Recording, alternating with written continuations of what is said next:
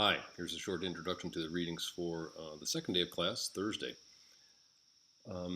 As you do the readings for today, I'd like you to have a pencil in your hand or something to write with, or have a digital tool that you can actually write on, and keep some short reflections. I would like you to produce a short reflection, 100 or 200 words at the most, and at the end of the reflection, include one or two questions, specific and clear questions that we'll collect at the beginning of class and use those questions. We'll sort through those questions and then we'll use those questions to help set the agenda for the day. This is a pattern that we'll use throughout the semester.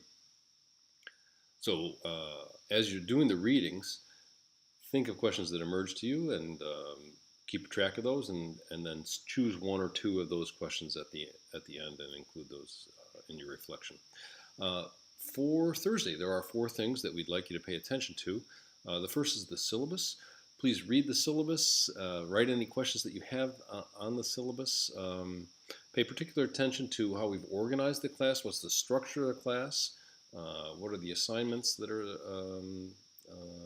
that we're going to ask you to do, and write down any questions that you have that are associated with the syllabus. The second thing that we're interested in having you take a look at is a major report that was released last summer from the U.S. Global Change Research Program, describing the kind of state of the science and climate science. The entire report is at the bottom of the readings, and you can take a look at that if you'd like. It's 100 and something pages long, much more than you'd probably need to look at. So the New York Times has very helpfully created a summary. That's what we want you to look at. The summary's got 9 points. Take a look at those 9 points and bring yourself up to speed with respect to the current state of the science. The next thing we want you to take a look at is a short definition of the term sustainability. How has the term sustainability changed over time? What's the current accepted notion? What do you think about that definition? The definition includes 5 axioms. Do these 5 seem like the appropriate 5? Are there any missing? Is there one that you would take out? And what the heck is an axiom anyway? The next thing is, or the last thing on the list is to look at the short video on population growth. So take a look at that and look at the points that are being made about how population growth impacts biodiversity, health, and well-being.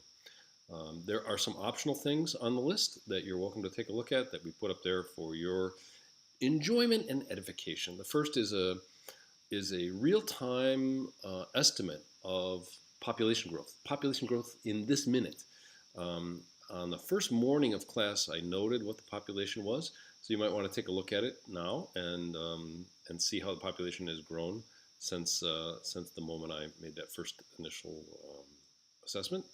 The next thing to do is to, if you want, take a look at this outstanding video from James Hansen.